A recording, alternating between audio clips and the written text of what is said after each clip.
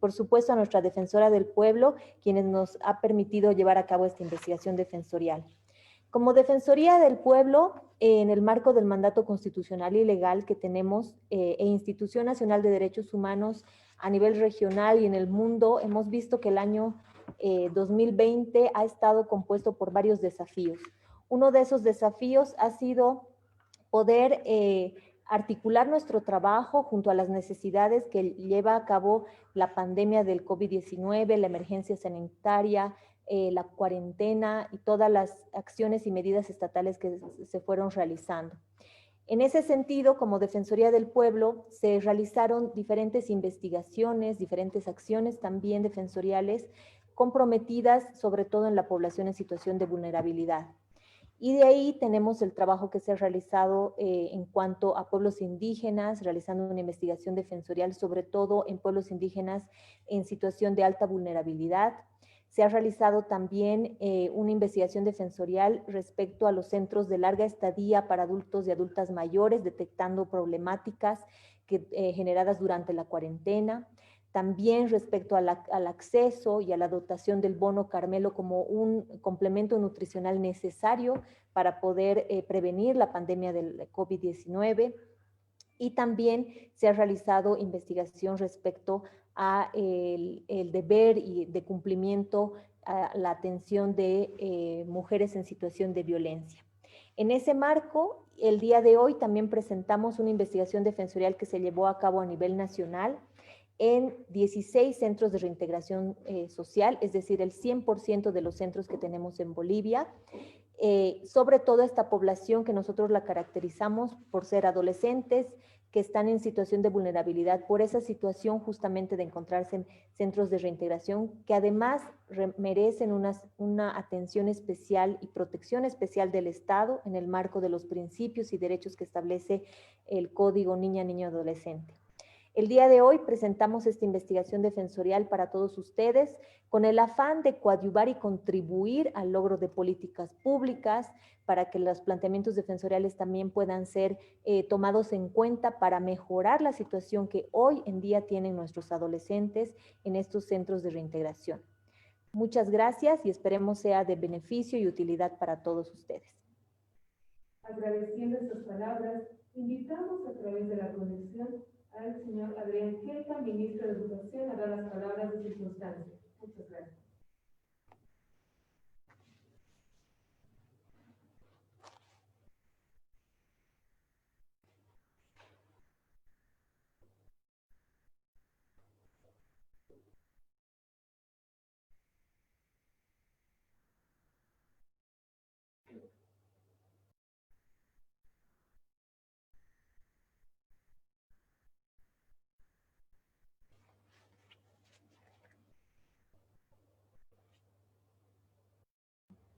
Vamos a verificar la conexión, por favor. Hola, hola.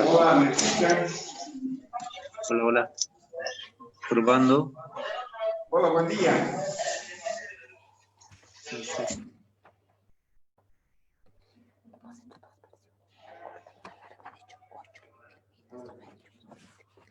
Muy buenos días.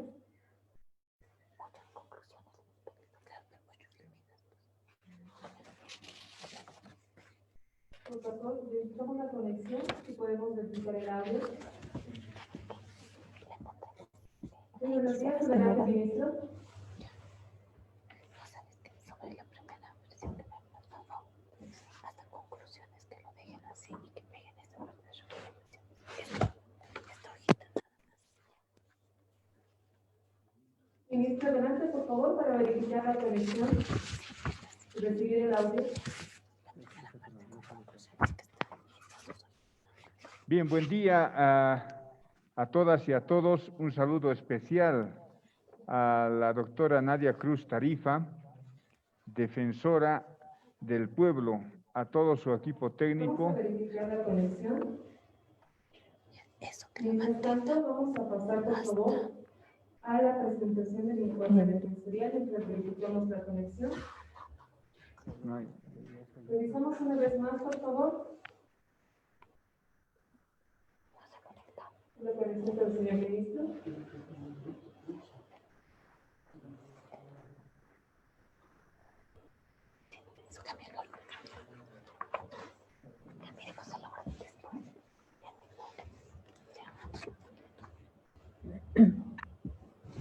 a continuar con el programa.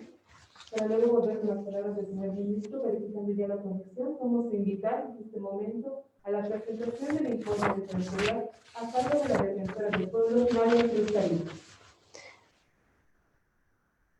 Bueno, muchas gracias. Buenos días con todas, con todos.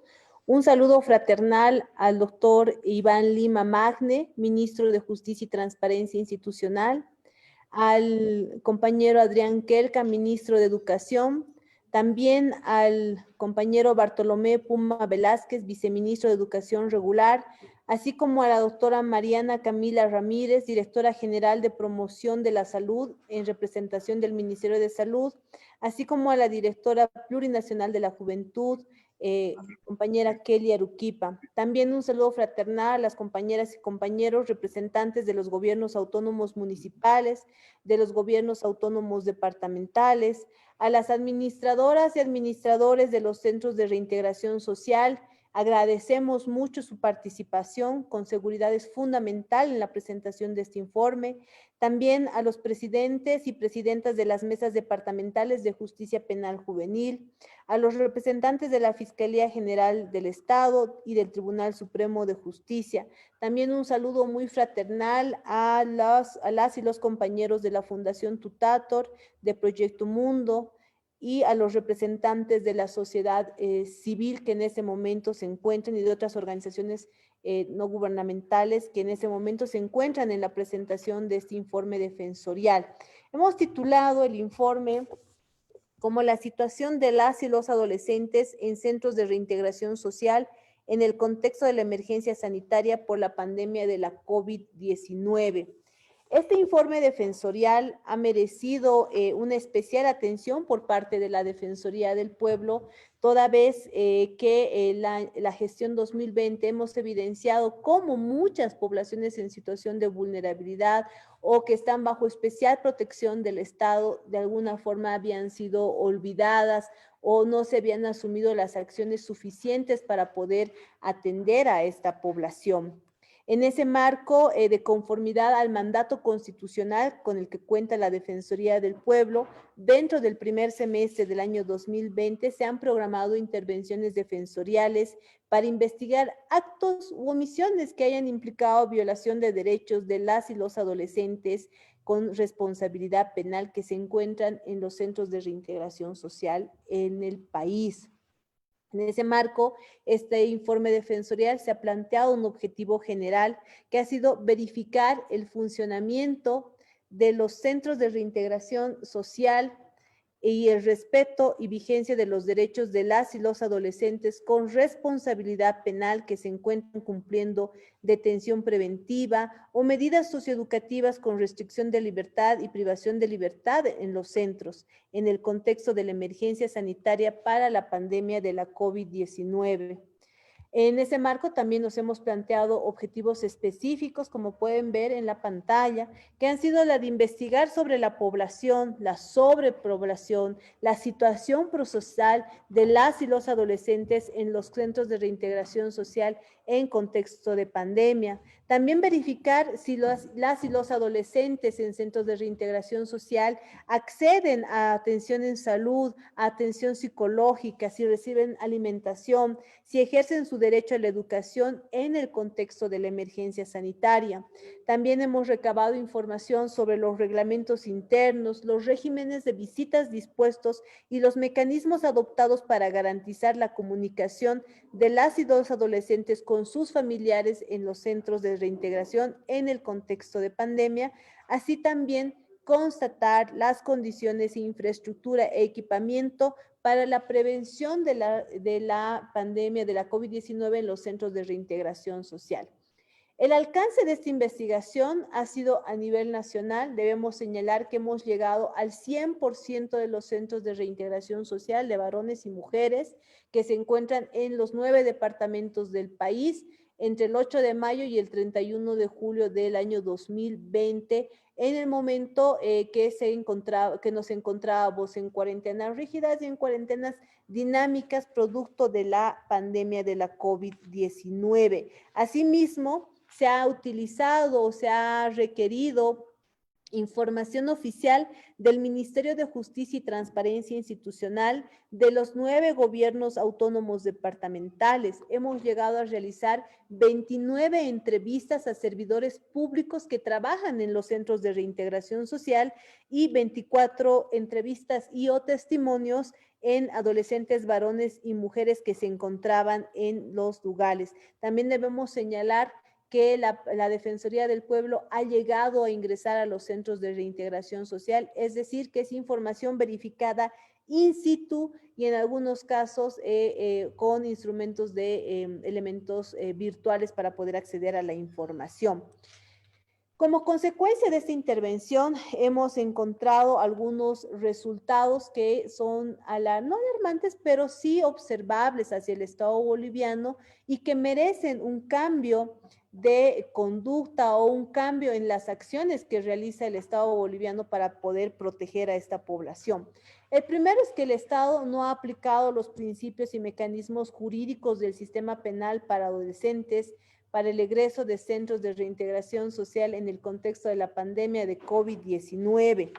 Es decir, hemos podido evidenciar que en 12 centros de reintegración social, las y los adolescentes contarían con una situación procesal favorable para su egreso. Sin embargo, esta no fue aplicada por las autoridades competentes. Se ha verificado que 2 adolescentes, uno en Oruro y otro en Pando, continuaban en los centros de reintegración social, siendo que habían cumplido su medida socioeducativa impuesta. Se vulneraron así los derechos al debido proceso y a la libertad personal de estos adolescentes identificados durante el primer semestre del año 2020.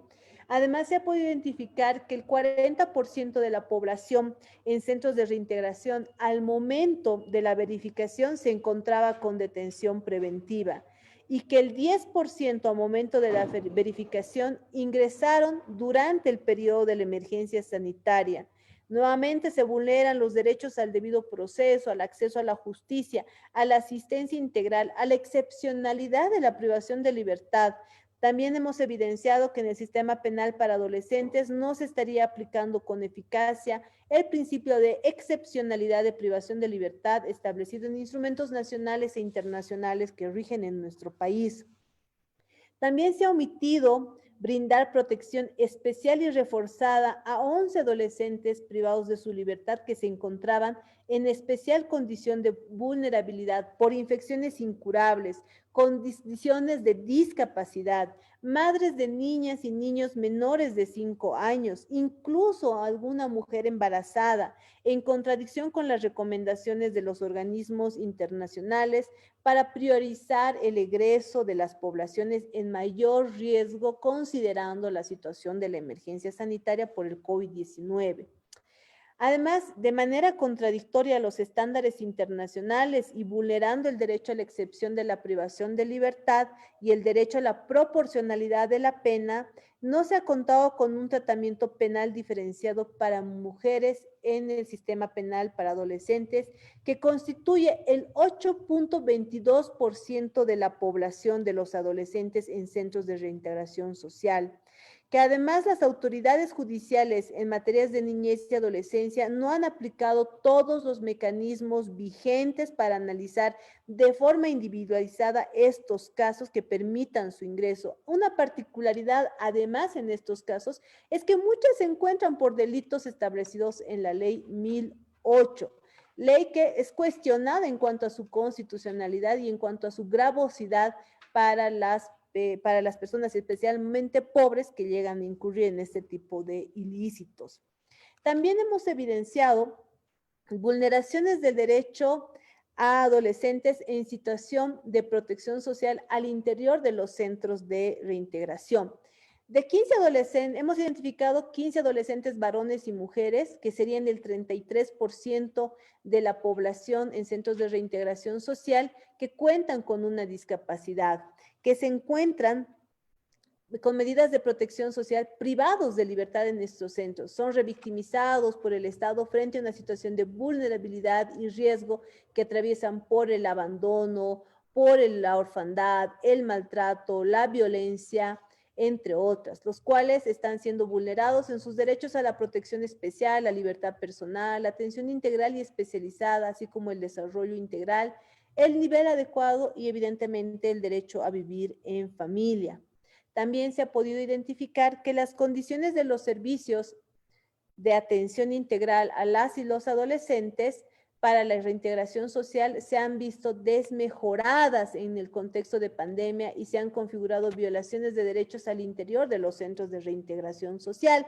Aquí solamente puntualizar que esta desmejora también se ha debido a medidas que no han sido razonadas en relación a esta población por parte del gobierno transitorio, considerando que muchas de las medidas impuestas de forma general no han tenido consideración sobre la particularidad de esta población. Es así que se ha identificado una desmejora y reducida atención por parte del personal dependiente de los centros reintegrales sociales en el contexto de pandemia, debido a dificultades en el transporte para este personal.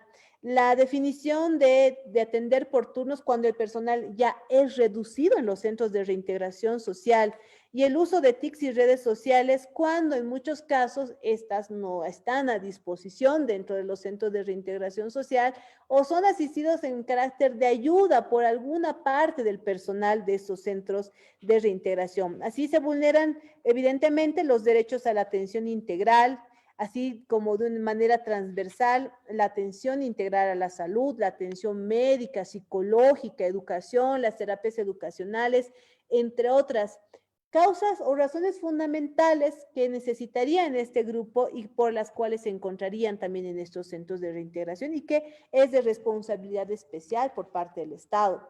Se ha identificado una ausencia o ineficacia de programas, planes, guías, políticas de prevención del delito con enfoque de niñez, en especial referido a la libertad sexual, quienes merecen atención especializada en el proceso de su reintegración social.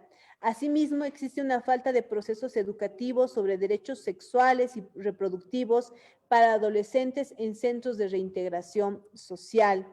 También hemos podido identificar que los GATS y las autoridades judiciales omitieron la implementación de mecanismos de contingencia durante la emergencia sanitaria por el COVID-19 para garantizar la atención y supervisión de 42 de las y los adolescentes con medidas socioeducativas en régimen semiabierto, tiempo libre e internamiento que se encontraban fuera de los centros de reintegración social. Evidentemente, si el personal ya había sido dispuesto a mitad o en turnos para los que se encontraban dentro de los centros, se dejó prácticamente en el olvido a aquellos que se encontraban en estos regímenes ya señalados.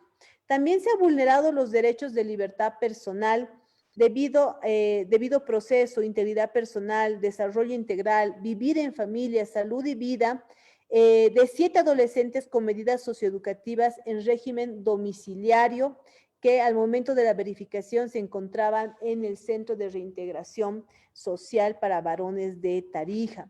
También se ha podido identificar que durante la emergencia sanitaria no ha existido una atención permanente y no se tomaron las medidas necesarias para garantizar una atención en salud adecuada de las y los adolescentes.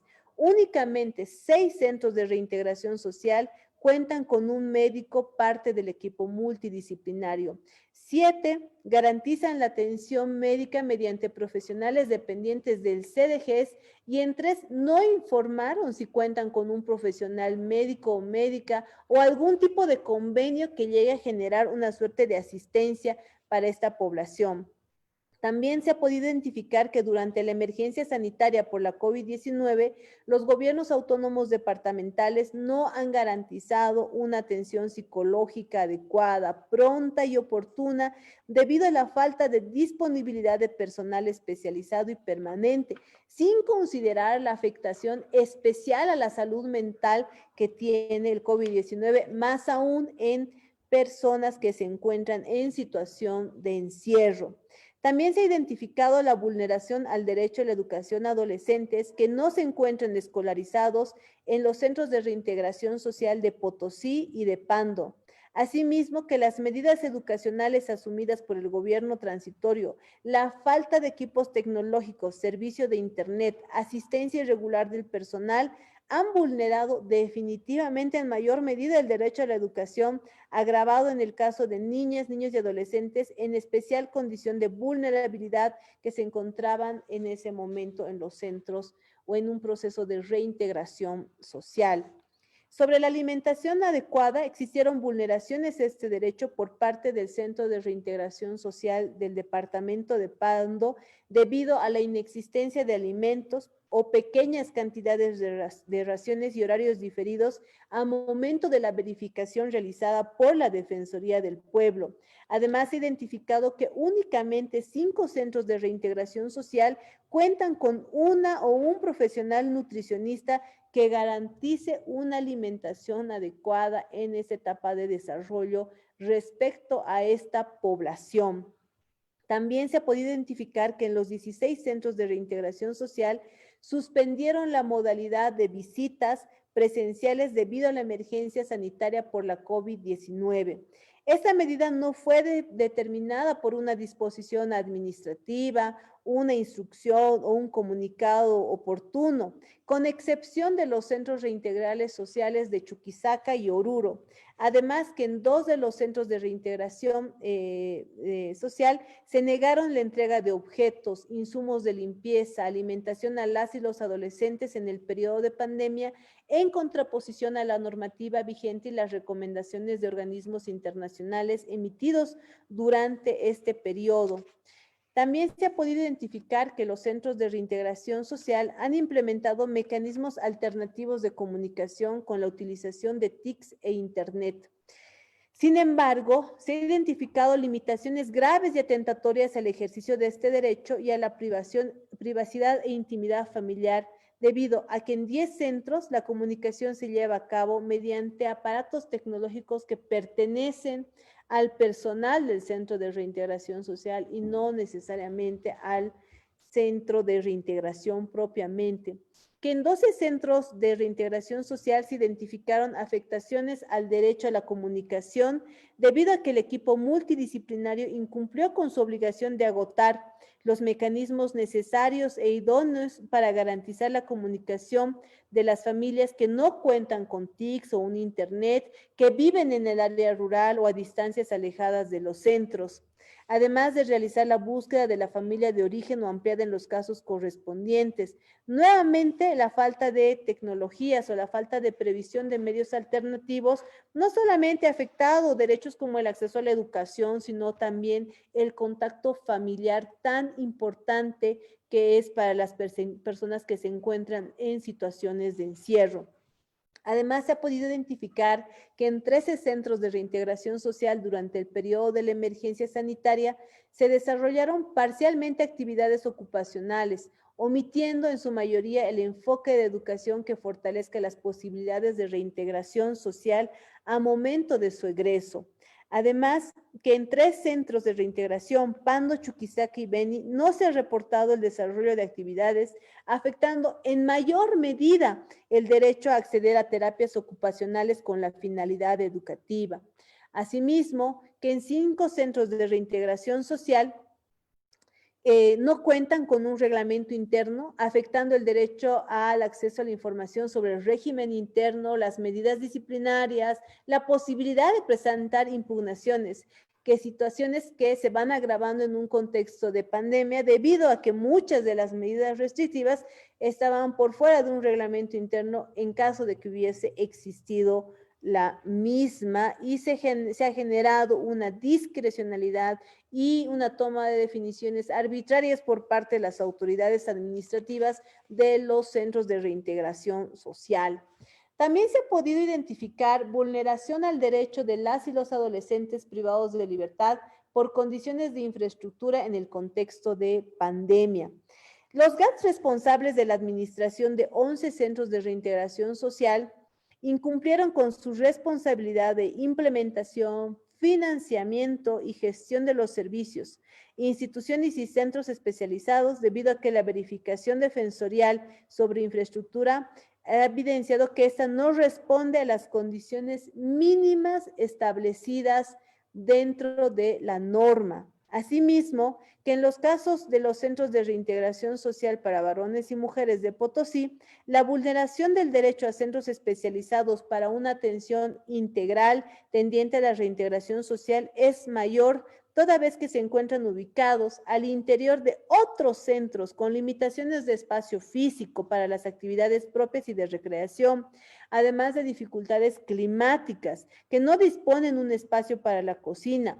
En el caso del Centro de Reintegración Social para Mujeres de Chuquisaca, incluso han tenido que ser trasladados a otros ambientes físicos en el contexto de pandemia. Esto evidencia la omisión de protección especial y prioridad absoluta por parte de las autoridades de los gobiernos autónomos departamentales de Potosí y de Sucre respectivamente.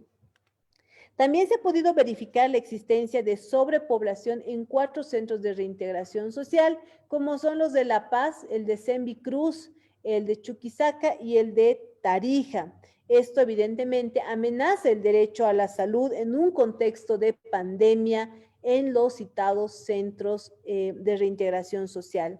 Asimismo, que de los 16 centros de reintegración social, solamente 3, Tarija, Beni y Potosí, no cuentan con un área específica para atención médica en contradicción a normas nacionales e internacionales y que eran urgentes, más aún en emergencia sanitaria. Se ha identificado que a 3 centros de varones y mujeres en Beni y en Pando, los GATS no dotaron de insumos de bioseguridad para la atención médica, constituyendo una situación atentatoria en contra de ese derecho en contexto de la pandemia. Que los sanitarios en los centros de reintegración social son evidentemente insuficientes debido a que no responden al número de población, afectando los derechos de higiene y salubridad, amenazando su derecho a un nivel de vida adecuado que permita satisfacer necesidades en la intimidad de forma aseada y decente.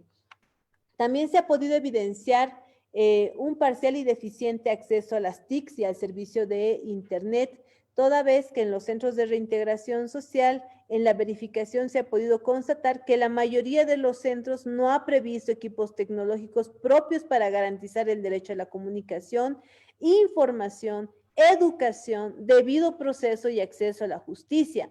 Además que a 5 centros de reintegración en Cochabamba, varones y mujeres de Potosí, el de mujeres en Chuquisaca y el de Pando, no han dotado el servicio de Internet, siendo imprescindible para acciones y mecanismos alternos a los presenciales como consecuencia de la emergencia sanitaria. Básicamente, en estos centros se ha aislado absolutamente a las y los adolescentes en los centros de reintegración social.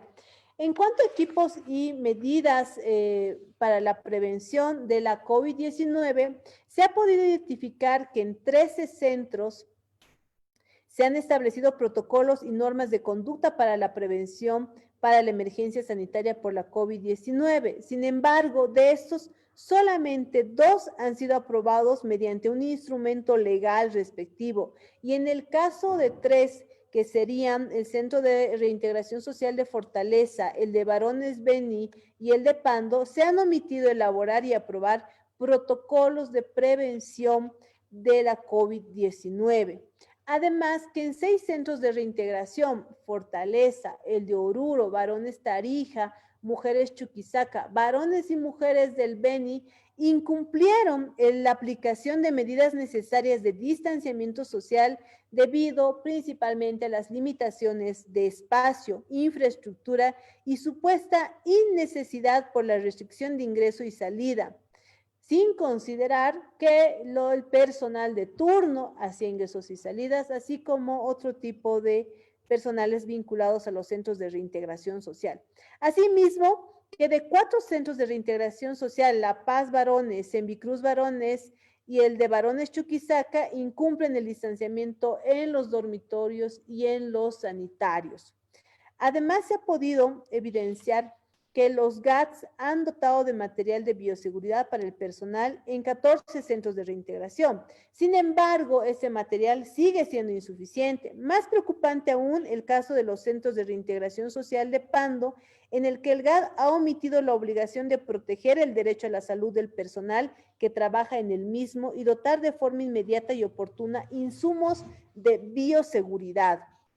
Que en 15 centros de reintegración, los GATS han dotado parcialmente de materiales de higiene y bioseguridad para las y los adolescentes privados de libertad, y en el caso del Centro de Reintegración Social de Pando, ha sido nula este tipo de dotación. Se ha evidenciado la falta de aplicación de medidas para la prevención para la COVID-19 en 4 centros de reintegración. Varones y mujeres de Tarija, mujeres de Beni y en el Centro de Reintegración Social de Pando, por la omisión de mecanismos de desinfección al ingreso y salida de los centros de reintegración social. De los 16 centros de reintegración social que cuentan con insumos de limpieza, realizan con periodicidad la limpieza de sus instalaciones y cuentan con las condiciones de desinfección necesarias. Sin embargo, se observa la frecuencia en la fumigación de 8 centros de reintegración social, que son mujeres y varones Sembicruz, el Fortaleza, el de mujeres de Potosí, varones de Chuquisaca, varones y mujeres de Tarija, mujeres de Beni, que es necesario deban ser fortalecidas para garantizar las condiciones de higiene y salubridad en los centros de reintegración social. Por todo lo señalado y en el marco de las competencias de la Defensoría del Pueblo señaladas tanto en la Constitución Política del Estado como en la Ley 870, Ley del Defensor del Pueblo, se han señalado diferentes recomendaciones y recordatorios de deberes legales dentro del presente informe defensorial. Es así que se han generado determinaciones para gobiernos autónomos departamentales, para el órgano judicial, para el Ministerio Público, para el Servicio Plurinacional de Defensa Pública, también para el Ministerio de Justicia y Transparencia Institucional, el Ministerio de Educación y el Ministerio de Salud y Deportes. Bueno, dentro de las recomendaciones, por favor la filmina anterior, dentro de las recomendaciones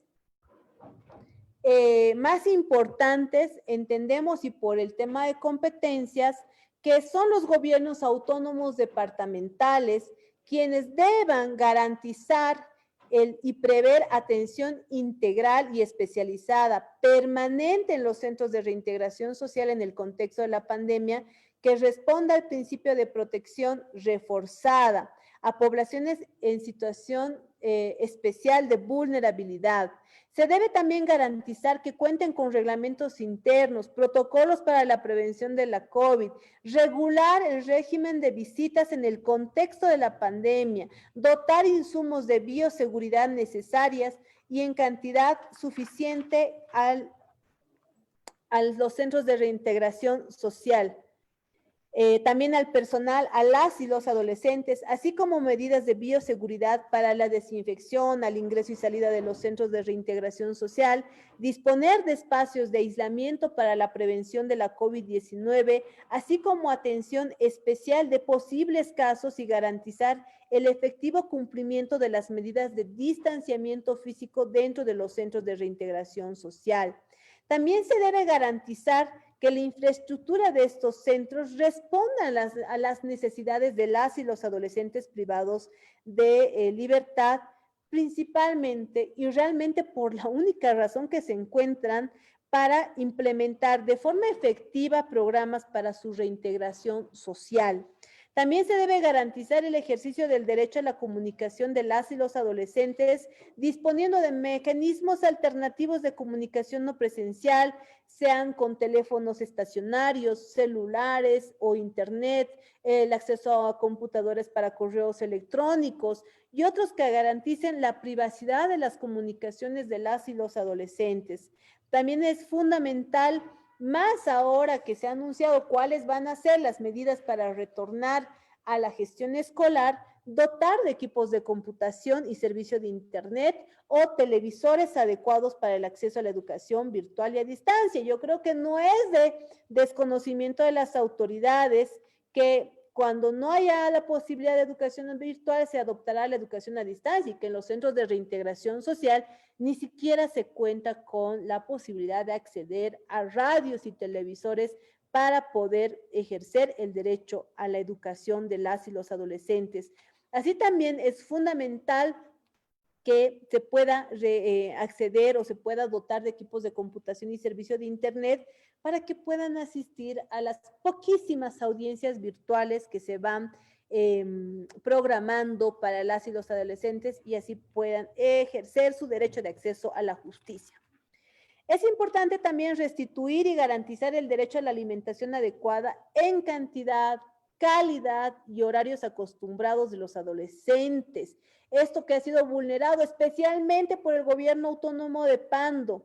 Asegurar que la dotación de alimentación en estos centros cumplan con las condiciones de nutrición, calidad y cantidad, tomando en cuenta más aún que es una de las medidas básicas y necesarias para poder prevenir y en muchos casos también atender la COVID-19.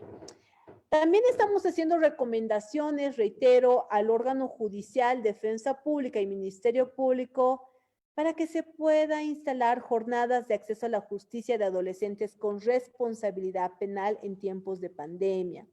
Que se garantice que las autoridades judiciales que conozcan procesos de adolescentes con responsabilidad penal eviten la imposición de medidas privativas de libertad a este grupo, en el marco de los principios y derechos del sistema penal para adolescentes, a la excepcionalidad y la desjudicialización. En este punto yo quiero recalcar que se debe dejar de considerar depósitos humanos a los centros o a los sitios de encierro bajo responsabilidad del Estado. Hay que tomar con prioridad, analizar la situación procesal de las y los adolescentes en los centros de reintegración social con sobrepoblación, así como las condiciones de infraestructura con las que se encuentran en estos momentos estos sitios. Analizar también la situación de las y los adolescentes con medida de protección social, acogimiento en los centros de reintegración social destinados a adolescentes con responsabilidad penal y cesar y restituir la vulneración de sus derechos de forma inmediata. Eso en especial en el departamento del Beni. Analizar la situación procesal del adolescente que se encuentra privado de libertad en el centro de reintegración de Pando, así como de otros que ya hubiesen cumplido sus medidas socioeducativas dispuestas en sentencia. Realmente es lamentable que esa situación que se vive en los centros penitenciarios de los presos con condena cumplida dentro de los centros penitenciarios que tenemos hacinamiento se vea repetido en una población también vulnerable o en especial situación de vulnerabilidad como son las y los adolescentes. Finalmente, analizar la situación procesal de las y los adolescentes en situación de extrema vulnerabilidad en los centros de reintegración a efectos de proponer una norma de concesión de amnistía e indulto, que eso todavía está siendo pendiente por parte del Estado boliviano. Ojalá no se repita el error que se ha tenido la gestión 2020 cuando la emergencia sanitaria o cuando la afectación a los centros carcelarios era muy grave y aún no se contaba con una norma de amnistía e indulto. En el caso de las y los adolescentes, evidentemente, no es la solución al problema de fondo, no es la solución a la tasa de detención preventiva, no es la solución al hacinamiento, pero en estos momentos tal vez sea una medida paliativa que pueda ayudar tal vez a disminuir los efectos o la letalidad que tiene la emergencia sanitaria por la COVID-19. Todas estas determinaciones defensoriales se las realizan en un marco siempre de incidencia para que el Estado, cuando se ha evidenciado, se ha constatado vulneración de derechos, pueda asumir medidas correctivas, medidas oportunas, medidas positivas a fin de evitar continuar con la vulneración, de evitar una nueva vulneración y poder generar mejores condiciones, en este caso para las y los adolescentes que se encuentran en centros de reintegración social. Muchas gracias. Muchas gracias. Agradeciendo la presentación del informe defensorial a cargo de la defensora del pueblo, Nadia Cruz Tarifa, Vamos a continuar pidiéndole la palabra al señor Adrián Piesco Patiño, director de la Fundación Tutator en Bolivia. Nos podamos conectar con él para hacer un breve comentario sobre el informe defensorial. Muy buenos días. Antes Por que favor, nada, su micrófono. sí, Habilitamos. está habilitado. ¿Me escuchan? Un momentito, ¿Se me estamos escucha? confirmando el audio, por favor. Muy bien, espero. Hola, probando. ¿Me escuchan? Yo lo escucho fuerte y claro. Genial, doctor. Yo también lo escucho muy bien a usted.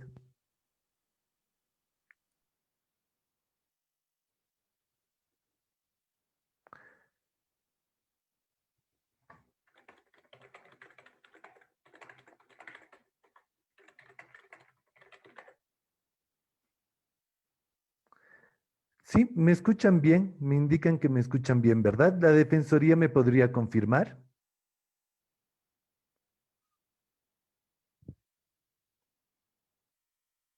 Perfecto. Ahora sí.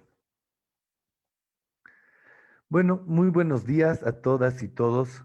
Quiero hacer llegar un cordial saludo muy respetuoso a la doctora Nadia Cruz, defensora del pueblo, a la doctora Jimena Pajardo y a todo su equipo, a todo este equipo técnico que ha estado desarrollando, liderando e impulsando la realización de este importante diagnóstico, de este importante documento. También un cordial saludo al doctor Iván Lima, ministro de Justicia, al doctor Adrián Kelka, ministro de Educación, y a todas las autoridades que nos acompañan de los distintos centros, de todos los departamentos y bueno, de todas las instituciones que día a día van trabajando para construir un sistema de justicia especial y especializado. Quiero agradecer la oportunidad de comentar este documento, este diagnóstico, que ciertamente contribuye de manera sustancial a todo este proceso que ya inició el Estado boliviano desde hace varios años atrás para construir un sistema que garantice y respete los derechos de las y los adolescentes con responsabilidad penal. Ciertamente este diagnóstico ocupa un lugar de una larga data de diagnósticos que ya se van realizando, de hecho desde el 2009 es uno de los primeros, otro el 2012, otro el 2015, el 2018 y este del 2020, que nos permiten generar una trayectoria, una línea de evolución y de construcción de este sistema que nos permite a su vez seguir evaluando, reflexionando, construyendo estrategias que concluyan en este sistema especializado. En esa línea quiero destacar y resaltar varios de los elementos que se van proponiendo en este diagnóstico. Es importante tener siempre esta mirada crítica, esta mirada autorreflexiva que nos permite evaluar, que nos permite ver en qué estamos fallando, pero al mismo tiempo, qué cosas buenas se están haciendo. Y eso es algo que quiero destacar también de este diagnóstico, que bueno, tengo 5 minutos, entonces voy a ser muy breve, me gustaría comentar varios de estos elementos que se van proponiendo. Sin embargo, que tal vez destacar uno de los elementos positivos y tal vez algunas de las debilidades que se van presentando y que la doctora Nadia Cruz los ha señalado de manera muy acertada. Quizás alguno de los elementos positivos es este dato, el del 40% de detención preventiva. Tal vez me pregunten, wow, ¿por qué dato positivo? Sí, y comparto plenamente cuando en el informe se señala que es una debilidad y que se tiene que seguir trabajando en eso. Es cierto, pero si vemos este mismo dato en el proceso de los distintos diagnósticos, ahí es donde uno dice, hemos dado algunos pasos hacia adelante. Es decir, en el diagnóstico del año 2012 se veía de que la detención preventiva para adolescentes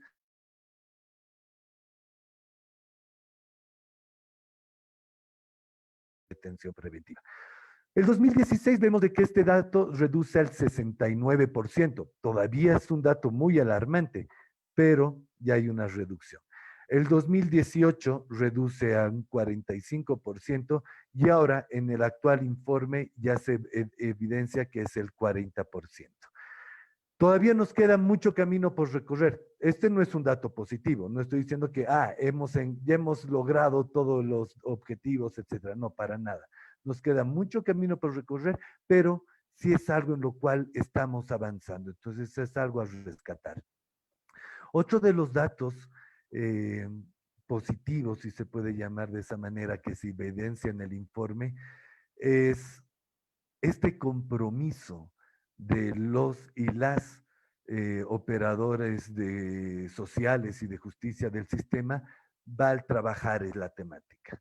Es decir, cuando se presenta, por ejemplo, de que se han utilizado las TICs para poder garantizar el ejercicio de ciertos derechos, como el derecho a la comunicación, se identifica una debilidad muy fuerte institucional para poder brindar estos servicios dentro de los centros. Pero ¿cómo ha sido subsanado eso?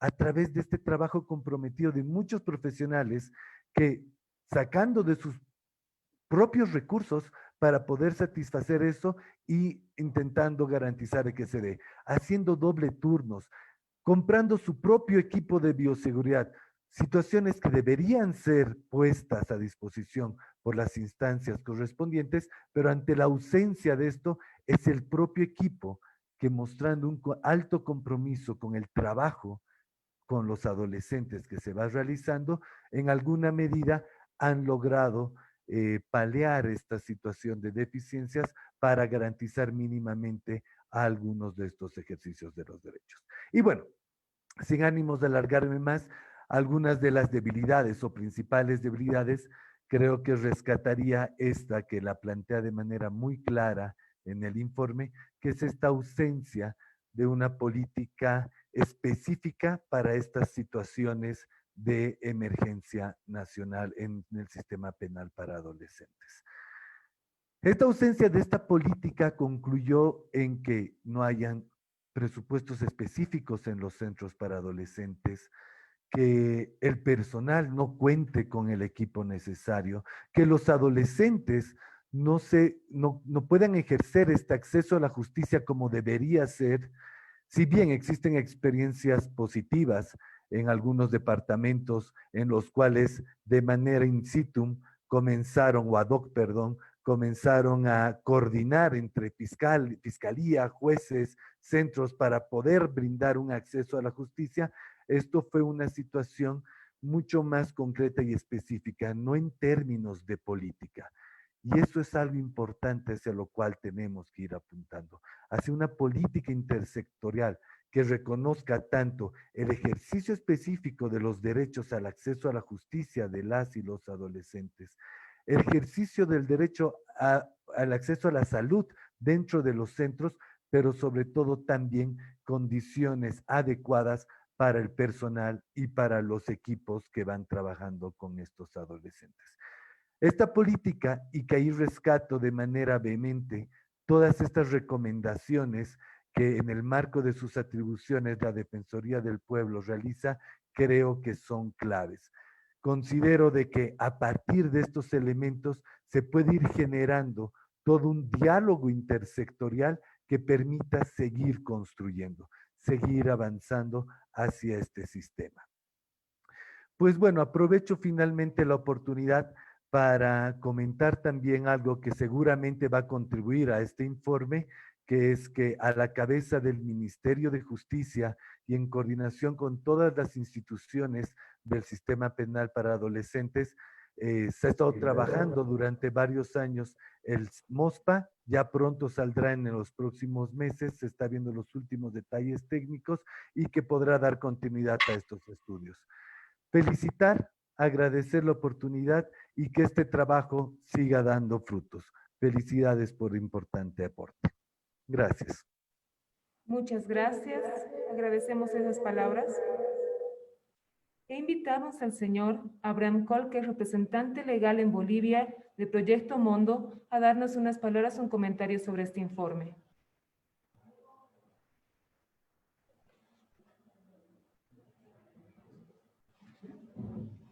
Mientras verificamos esta conexión, Vamos a invitar, por favor, si nos repite si ya está habilitado el micrófono del licenciado.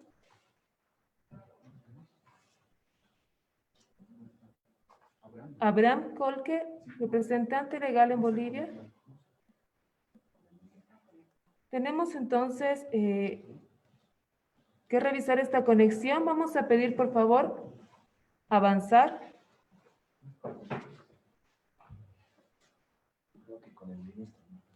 Y le vamos a pedir, por favor, al doctor Iván Manolo Lima Magne, ministro de Justicia y Transparencia Institucional, que nos pueda dar un comentario sobre el informe defensorial, agradeciendo su presencia, señor ministro. Adelante, por favor.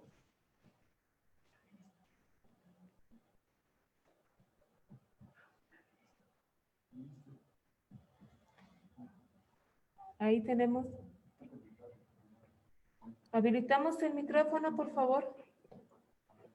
Sí. Gracias. Muy buenos días.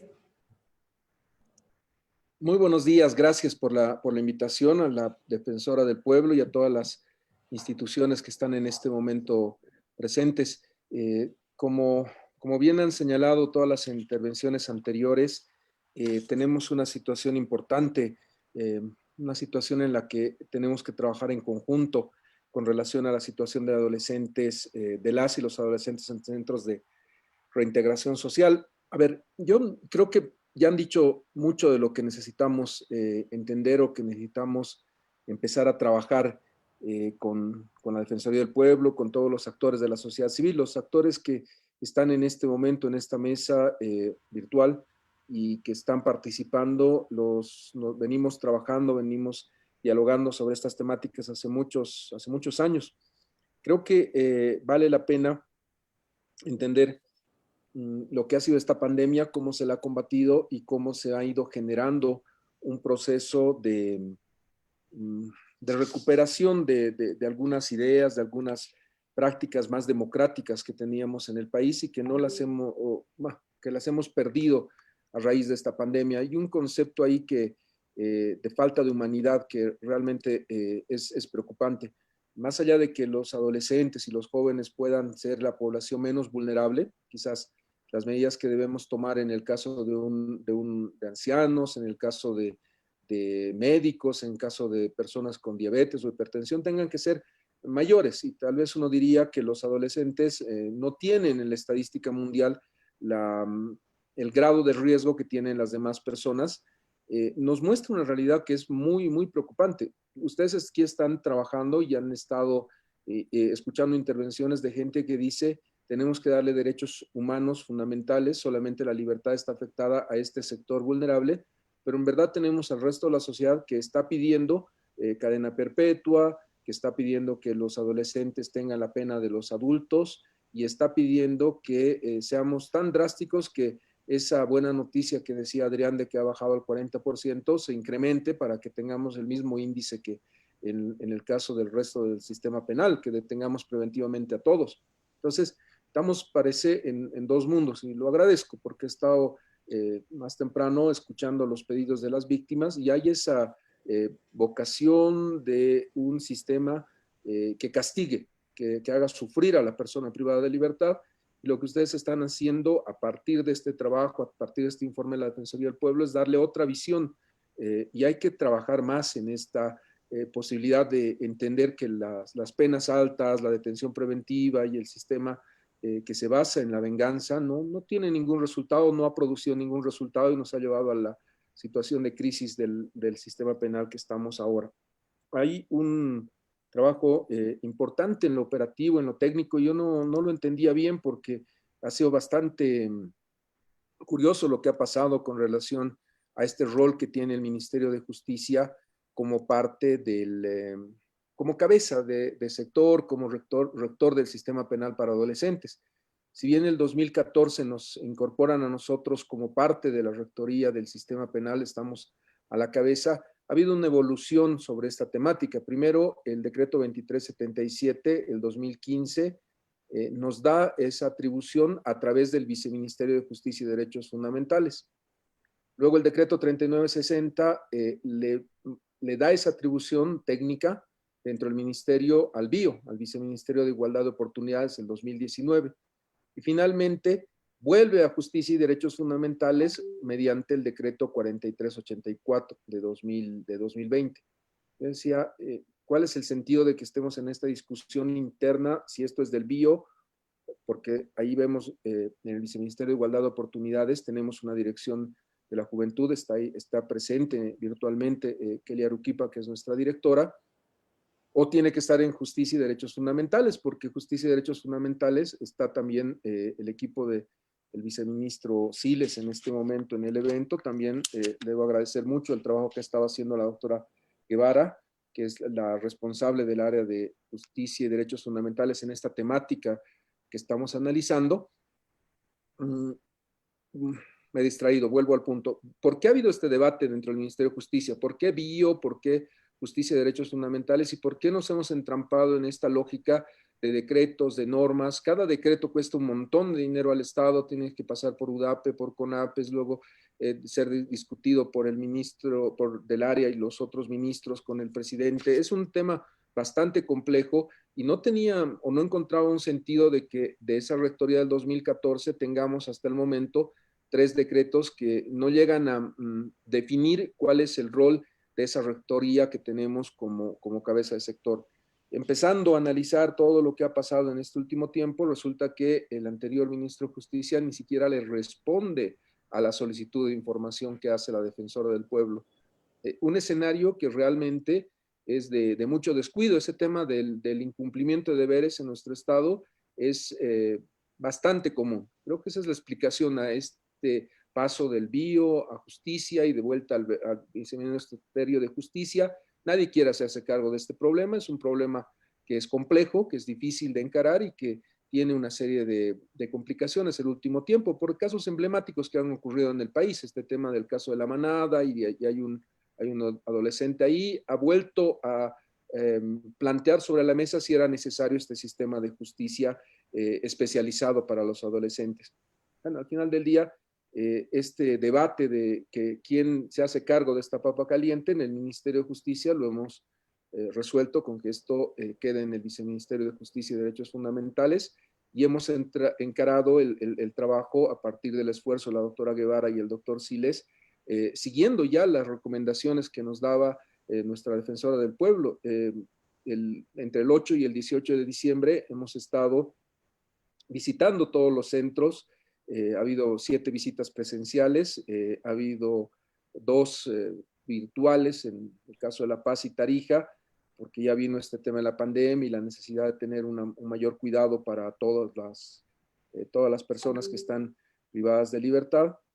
Y a partir de eso concluimos y respaldamos el informe de la señora defensora. Definitivamente el informe que ha realizado es una herramienta muy útil, es una herramienta que nos pone la obligación a todos de de cumplir las observaciones que se han hecho. Y voy a, además de cumplirlas, en el próximo evento de socialización, espero con ustedes empezar a trabajar en políticas públicas que sean mucho más eficientes para este sector.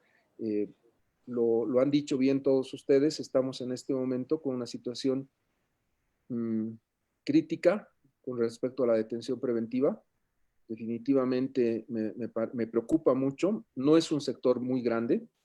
De acuerdo a nuestra revisión, tenemos 394 adolescentes con detención preventiva, pero con una particularidad que yo ahí me ha alegrado mucho lo que dice la Fundación Tutator del sistema y de lo que vamos a poder trabajar. Supongo que va a ser algo como el CIPENBOL y vamos a tener algo ya más, que nos levante más alertas, porque lo que teníamos claro en la ley era que solamente podías tener 45 días con privación de libertad a las personas de este grupo vulnerable, y lo que me informan es que hay personas que están con 90 días o más de días de privación de libertad. Entonces, algo está funcionando mal ahí. Si tenemos una ley que dice 45 días y estamos con el doble de tiempo para detención preventiva, algo está funcionando mal ahí. definitivamente lo que han estado planteando ustedes, digo ustedes porque sé que y he visto que entre los concurrentes hay personas que son activistas por los derechos humanos hace tantos años, en el plan individual de medida y todo lo que han estado trabajando para garantizar el derecho a educación, alimentación, los programas de postseguimiento cuando dejan de estar privados de libertad a los adolescentes, es algo que definitivamente tenemos que hacer. Tenemos que cumplir con esta responsabilidad de supervisión, lo reitero, lo hemos hecho entre el 8 y el 18, hemos iniciado las visitas y las vamos a hacer en forma permanente. Nos decían, o nos dice el informe, que tenemos que coordinar con la cooperación y con ustedes. Y eso es un trabajo que estamos haciendo. Actualmente entiendo que estamos a la espera del convenio conjunto que vamos a firmar con CDC, con FUDEF, con Tutator, con todos los sectores de la cooperación que están actualmente implementando todas estas buenas prácticas y políticas, y entendería que estamos esperando hasta mañana, hasta el 20 de enero, que nos hagan llegar ese documento conjunto para que podamos suscribirlo y podamos empezar a trabajar en base a ese convenio conjunto con toda la fuerza que sea necesaria desde el Estado. Es un tema de preocupación del Estado y tenemos que seguir en la línea que han estado trabajando. Definitivamente creo que aquí hay que agradecerle a la defensora, agradecerles a ustedes. Está marcada la línea de reglamentaria, normativa, y todo lo que han analizado es correcto. Está mal, tenemos que mejorarlo, pero creo que hay que hacer un análisis un poco más estratégico como cabeza de sector en esta temática. Y les diría que la defensora ha puesto el dedo en la llaga. ¿Qué delito están siendo acusados los adolescentes que están en los centros de reintegración social? ¿Cuál es el delito que se está discutiendo en este momento? Y la realidad es que no son delitos que tengan un grado de lesividad o que no podamos empezar a discutirlos para construir una política criminal mucho más eficiente. La verdad que hay problemas de salud pública en el país que no estamos encarando debidamente. Cuando se presentan situaciones tan críticas como las que hemos visto en los últimos años con la aplicación de la Ley 1008, tenemos que empezar a repensar si la política de drogas en el país es correcta. La política de drogas para mayores, para jóvenes y para todos está llevando a entender que el sistema de privación de libertad, llámese cárcel, llámese centro de reintegración, es una excusa del sistema público ante la carencia de centros de salud que atiendan a las personas que tienen problemas de consumo. Si existen problemas de consumo y ese es un tema de salud pública, no lo puede resolver el sistema penal. Entonces, existe ya la urgente necesidad de que empecemos a trabajar en una nueva política de drogas. Y esto implica que discutamos y debatamos dónde comienza lo penal y dónde tiene que intervenir el tema de la salud pública, y tenemos que tomar decisiones estructurales en esta materia, porque ustedes saben que este es un tema que no le gusta hablar a nadie, que la penalización y la Ley 1008 es la regla que vende en vistas a unas elecciones subnacionales, y nadie en su sano juicio estaría dispuesto a entrar a un debate serio sobre el microtráfico en Bolivia o sobre el problema que tenemos con los consumidores. Pero es algo que tenemos que hacer. Definitivamente, si seguimos pensando que la cárcel es una solución a un problema de salud pública, no vamos a salir del problema en el que estamos hasta el momento. Hay que pensar de forma integral en este tema del consumo problemático y del rol que tienen las cárceles y el sistema de salud. No es un tema para discutir ahora, pero lo ha dicho la defensora. Estamos en este momento con una Ley 1008 que está completamente desactualizada. Había sido abrogada por el Código del Sistema Penal, ya la habíamos expulsado del ordenamiento jurídico, ha vuelto a la vida, ha resucitado esa Ley 1008 cuando nos abrogaron el Código del Sistema Penal, pero definitivamente hay que volver a dar la batalla en la reforma penal, y ese código de alguna manera tenemos que rescatarlo y tenemos que continuar con el debate sobre esta temática.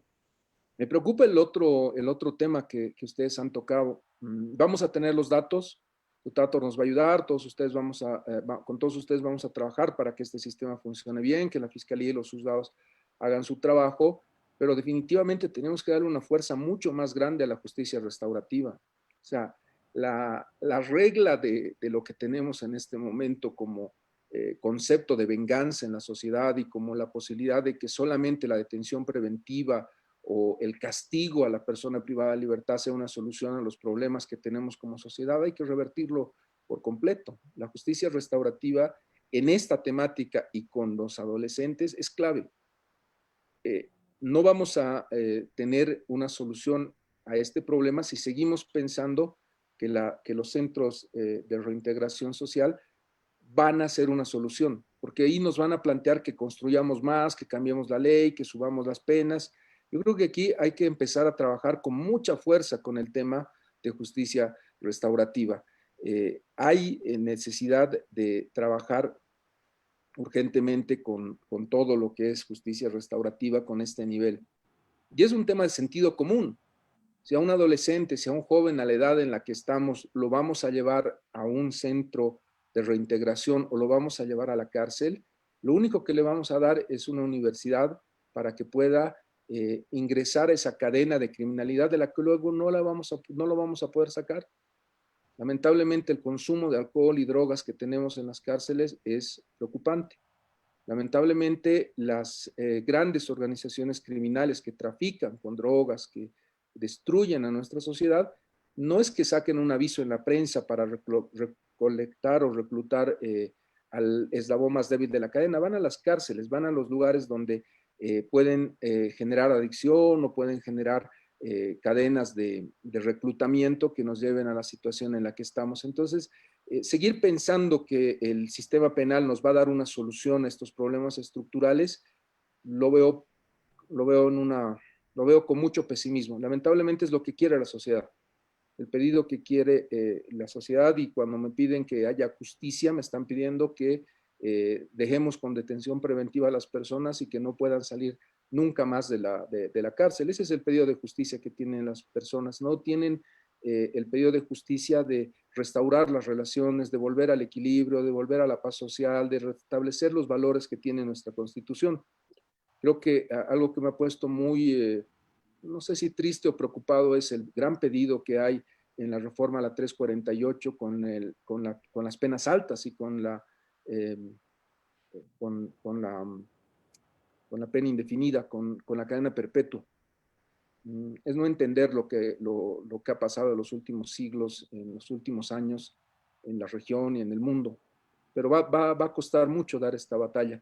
Sí me parece a mí que tenemos que pensar en políticas estructurales que nos permitan generar una solución a esos problemas que les estoy tocando, porque son los problemas que tienen ustedes ahí en esos centros de reintegración. Se confunde lo penal con un problema de salud pública. Se confunde la venganza se pide venganza y no se pide una solución de justicia restaurativa que es esencial y que es necesaria en este momento. Entonces, eso es lo que vamos a hacer como Ministerio de Justicia. No vamos a tener, somos un ministerio bien pequeñito, tal vez la capacidad de hacer lo que hacen ustedes o lo que hace la Defensoría del Pueblo para lograr generar unas visitas permanentes a cada uno de los centros. Sí, vamos a abrirnos a que todos nos hagan llegar la información. Les vamos a agradecer mucho que la hagan llegar y que actuemos rápidamente con las gobernaciones cuando se den abusos, cuando exista algún problema que requiera la intervención del ministro y del viceministro. Los dos somos personas comprometidas con que eso no pueda pasar de ninguna manera en ninguno de estos centros, pero definitivamente nuestro rol está en esta política grande, en construir la política pública y empezar el debate en este sector con relación al problema de la salud pública que implica el consumo problemático de drogas. Y también definitivamente hay que impulsar el tema de la justicia restaurativa. Ojalá que en este trabajo que vamos a hacer con todos ustedes conjuntamente podamos darle fuerza a esos dos temas y podamos marcar una agenda este año que nos permita ya empezar a plantearle al país este debate. No va a ser fácil. Acá las soluciones correctas, las soluciones constitucionales, las soluciones que el sentido común y la humanidad ha llegado, a veces nos cuesta que aterricen en nuestras sociedades, en todo el mundo, no somos la excepción. Todo el mundo tiene una mentalidad de poner penas altas y de castigar muy fuerte. Pocos entienden que esa no es la solución, que ese ha sido el problema y que necesitamos construir esta justicia restaurativa y resolver problemas de fondo. Le agradezco nuevamente a Nadia, les agradezco a la doctora Guevara y a mi viceministro de Justicia por todo lo que han estado haciendo conjuntamente, por todo lo que nos ayuda a la Defensoría a levantarnos alertas, y vamos a seguir en ese trabajo conjunto, y lo propio a todos los que han estado escuchándome. Les agradezco mucho por el tiempo que me dispensan. Muchísimas gracias a ustedes. Muchas gracias. Agradeciendo esas palabras y ese comentario del señor ministro Iván Lima Magne, ministro de Justicia y Transparencia Institucional, damos por concluida esta presentación del informe defensorial Situación de las y los adolescentes en centros de reintegración social en el contexto de la emergencia sanitaria por la pandemia de la COVID-19. Gracias a cada uno de ustedes por acompañarnos.